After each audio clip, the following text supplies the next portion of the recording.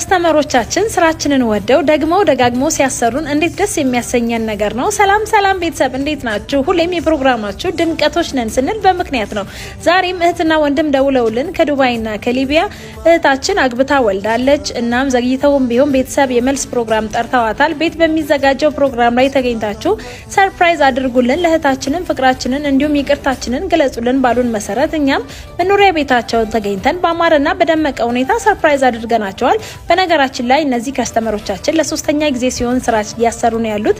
በጣም እናመሰግናችሁ እንወዳለን እንላለን። እናንተም እንግዲህ ደግማችሁ ለምታሰሩ ከስተመሮቻችን ዲስካውንት እናደርግላችኋለን ማለት ነው። ሌሎች ከስተመሮቻችንን በስልክ ቁጥራችን በመደወል እንዲሁም በዋትስአፕም በኢሞም ልታገኙን ትችላላችሁ እንላለን። ሁሌም እንደምንለው ጄሪ ኢቨንት ኦርጋናይዘር ከሆሳና እንለያለን።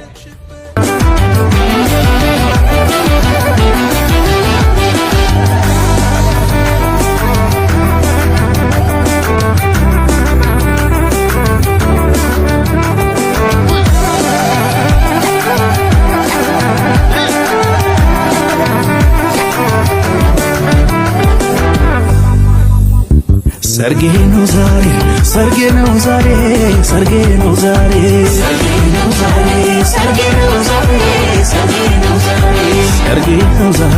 ሰርጌ ነው ዛሬ ሰርጌ ነው ዛሬ ሰርጌ ነው ዛሬ ሰርጌ ነው ዛሬ ሰርጌ ነው ዛሬ ሰርጌ ነው ዛሬ ሰርጌ ነው ዛሬ ሰርጌ ነው ዛሬ ሰርጌ ነው ዛሬ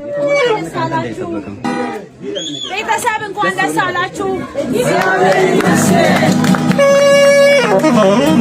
እሺ ዛሬ ሰርፕራይዝ ያደረጉት ውድ እህቶችሽና ወንድሞችሽ ብርቱካንና ፍቅሬ ከዱባይና ከሊቢያ ነው። መልእክታቸውን ገልጸዋል። ቆላስይስ 3 ከቁጥር 13 እርስ በርሳችሁ ተቻችላችሁ ከናንተ አንዱ ሌላኛው ይቅር እንዲህ ነገር ቢሆን ይቅር ተባባሉ፣ ጌታ ፍቅር እንዳላችሁ እናንተም ለሌላው ይቅር በሉ ይላል።